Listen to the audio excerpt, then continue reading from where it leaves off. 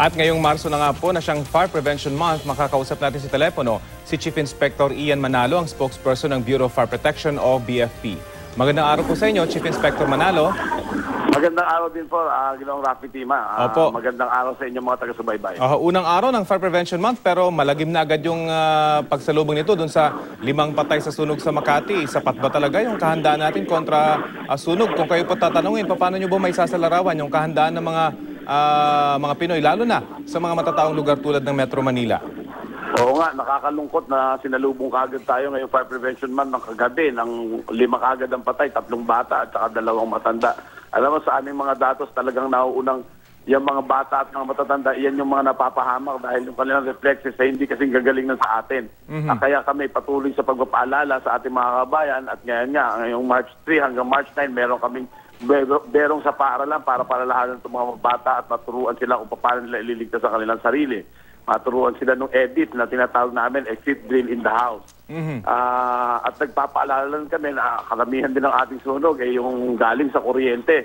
Alam mo, at yan rampant sa urbanized cities kagaya itong NCR. 25% ng ating mga sunog ay nandito sa NCR. Ipil mo yun, ang lit-lit ng NCR pero napakasasa ng naiko-contribute niyang sunog. Kasi lahat ng struktura may kuryente. At yung kuryente, mas madalas natin ginagamit, mas madalas tayong magkamali. At malala pa po dyan kapag nagkaroon ng merong mga jumper kasi isa sa mga sinasabi sa pinagsimulan ng sunog sa Makati, jumper daw. Alam natin, nag-clamp down na ang mga otoridad sa mga ganitong gawain pero talamak pa rin ho ba ito, lalo na sa mga informal settlers? Tama po, talaga sa informal settlers kasi kita niyo po ganito po yan. Under the building code, kailangan po, yung mga secondary wires po ang tawag dyan, kailangan po ay responsibilidad dyan ng local government electrical engineer. However, kami po, yung kuryente sa loob ng bahay. Kaya lang, sa informal settlers, hindi po yan kumukuha ng mga building permit. Therefore, hindi kami nakakadaan dyan para sabihin kung ano yung mga do's and don'ts. Kasi nga, hindi sila kumukuha ng building permit at hindi din namin mapatupad na malagyan ng firewall. Kaya pag nasunog ang isa, sunog lahat.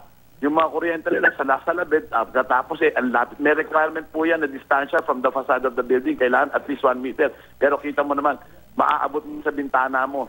Kadikit na ng iyong bahay. Yung bahay mo, light materials, pagka nadikit sa isang short circuit o nadikit sa kuryenteng light, pwedeng pag-umpisa na sunog yan.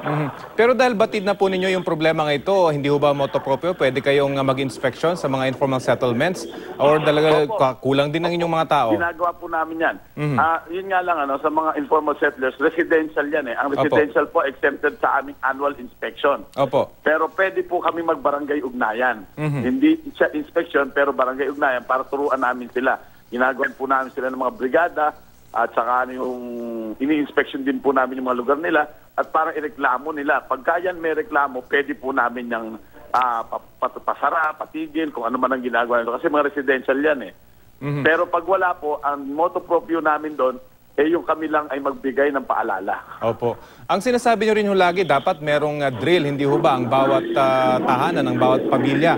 Hindi lamang sa sunog, kundi sa kahit anong klase ng emergency, kahit na lindol. Pero sa kaso dun sa Makati, kahit na anong drill siguro, kasi ang sinasabi, yung iisang daanan nila, meron ng sunog. Paano ho kaya masusolusyonan ito? Yan po ang naidudulot ng mga informal settlers. Hindi po nagkakaroon ng tamang mga daanan, hindi nagkakaroon ng pre-fire planning. Kailangan niya may pre-fire planning. Kaya nga po ang ginagawa ng ating gobyerno ay maialis na sila dyan at mailipat sa isang lugar na meron daanan, maayos ang lagusan, may fire hydrant. Kaya nga lang itong mga informal settlers siguro dahil sa walang katirahan, gusto mapalapit sa hanap buhay. Kaya ganyan. Isipin nyo na lang po pagka may sunog. Tapos iskinita na lang yung dadaanan. Dadaan yung aming bumbero na naka-bunker coat, naka-bota, mabigat yung dala niya, may pyros siya. Tapos minsan yung kalsada, dahil ang mga nakatira dyan ay ang mga hanap buhay ay mga ambulatory, yung nagtitinda ng bola-bola, nagtitinda ng mami, may nagsa-sidecar, may namamasahero ng jeep, na pagka yung jeep niya ay coding, ipaparada niya yon. Yung pedicab niya, ikakandado niya doon sa harap ng bahay niya, nakaharang na po yan doon sa dadaanan, pati po yung kanilang mga tindahang maliliit, nakaharang po. Nahihirapan po kami, kaya lalong mabilis na kumalat ang sunog dahil hindi kami makaresponde ng maayos. Kaya kami, ang ginagawa namin, magpaalala. Bigyan kami ng daan para kami ay makapag-operate ng maayos. Pigil na nga ang aming pag-responde, tapos pigil pa ang aming pag-apula. Base po sa aming datos sa Inspector, medyo bumaba naman yung kaso ng sunog ngayong 2017 kung ikukumpara sa panahon ito noong nakaraang taon. Pero nabanggit nyo na ho, electrical yung isa sa mga nagiging dahilan. Ano pa ho ba yung iba pang kadalasang dahilan ng sunog, lalo na sa mga matataong lugar tulad ng Metro Manila? Sigarilyo, pagluluto, pagsisiga, at yung pagkakapabaya. Ano dyan yung kapabayaan Pag napapabayaan natin yung ating niluluto, yung ating ichina-charge na gadget, ayan, alam niyo pagka tayo, maghapon, yung gadgets natin sigurado gamit din natin yan na maghapon Pag magpapahinga na tayo, saka rin lang magpapahinga yung gadgets natin. Kaya ang ginagawa natin, china-charge natin yan habang nakahiga tayo. Nakakatulugan natin. Ayan, sunog yung unan mo, sunog yung kumot mo, sunog ang bahay mo. Yun nga po, kadalasan na ginagawa yan na habang natutulog, nagcha-charge ng mga device. Ito ba'y nire-recommend din ninyo? Yun nga po, ang pinaka-rekomendasyon namin yan, mas maganda po, gamitin yung ating mga cellphone, kailangan, or mga gadgets, i-charge natin ng aware tayo. Sana may maka-invento na application na pagka fully charged or pagka ikaw nakatulog, mamatay na kaagad para wala na talagang maging problema. Ang ginagawa lang namin dyan ay magpaalala. Opo. Huwag natin gawin yon. Bantayan po natin lahat. Awareness po talaga ang pinaka-importante sa lahat. Kailangan mag-aware tayo. Pagka tayo ay may gagawin kahit ng activity na involve ang heat, fuel, and oxygen, kailangan tutukan po natin yan. Ang pagluluto, may heat, may fuel, may oxygen. Ang paggamit ng kuryente, meron din involved na heat, fuel, and oxygen. Tutukan po natin, wag mo natin pababayaan. Kapag alis natin ng bahay, patayin natin yung ating circuit breaker para mawala yung source of heat. Pagka naman nagluluto tayo, bantayan po natin para kung sakasakali magkasunog, pwede natin mapatay, magtagal din natin yung source of heat.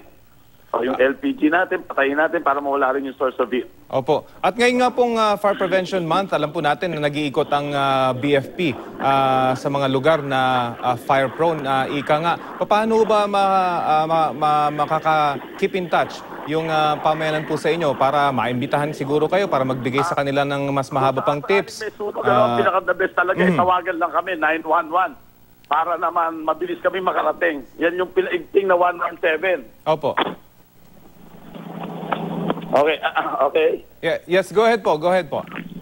Choppy ka, choppy Opo, dinig po namin kayo. Nabanggit niyo po at tumawag lamang sa 911. Pero para sa po mga barangay na gusto makipag-ugnayan po sa BFP para mabigyan sila ng tips at matulungan siguro sila sa pagpaplano kapag nagkaroon ng sunog o emergency sa kanilang lugar, sinong po pwede nilang matawagan? Yung fire marshal po na pinakamalapit sa kanilang lugar, pwede nilang lapitan. At ngayong March 1 hanggang 31, intensive po kami, mga kampanya po kami, house to house po kami. Lalo na dyan sa mga informal centers, yung mga prone areas. Pupuntahan po namin yan kahit wala silang tawag. Pero kung gusto nila lang agad-agad, pwede rin po, tawagan nila kami. Yung pinakamalapit na stasyon ay na kanilang madadaanan, sabihan lang nila, makipagkaibigan sila sa mga bumbero at pupuntahan po namin yan. Kung hindi naman po nila alam, pinaka-the best is 911. At sabihin nila kung sa silang lugar, pupuntahan po namin sila at kami makikipag-ugnayan sa kanila. Panghuli na lamang po, alam natin na lagi na lang na tayo nagpapaalala sa mga individuals na mag-ingat sa sunog. Pero anong panawagan nyo sa mga barangay kung handa na ba ang mga ito para ngayong Fire Prevention Month? Nasa inyo po ang pagkakataon. Kagaya nga po ng aming ipinakampanyang tema, yung buhay at ari-arian, pahalagahan, iba yung pag-iingat sa sunog, ating gawin, at yung simulan ang pagliligtas sa mga bagay na yan sa ating sariling pamamahay. Okay. Well, sige po. I'm sure hanggang end of March. Awareness ang pinakakailangan natin. Opo. Maya't maya po, kay tatawagin namin kayo para sa mga tips at iba pang mga bagay na po pwede nyo ma-share sa ating mga manonood para naman makaiwas sila sa sunog. Maraming salamat po sa inyo. Maraming salamat din po sa pamumuno ng aming direktor na si Bobby Biberuelo. Mag-ingat po tayo sa sunog. Gawin natin fire-free and fire-safe nation ng ating bansa. Salamat po si Chief Inspector Ian Manalo, ang spokesperson ng Bureau of Fire Protection.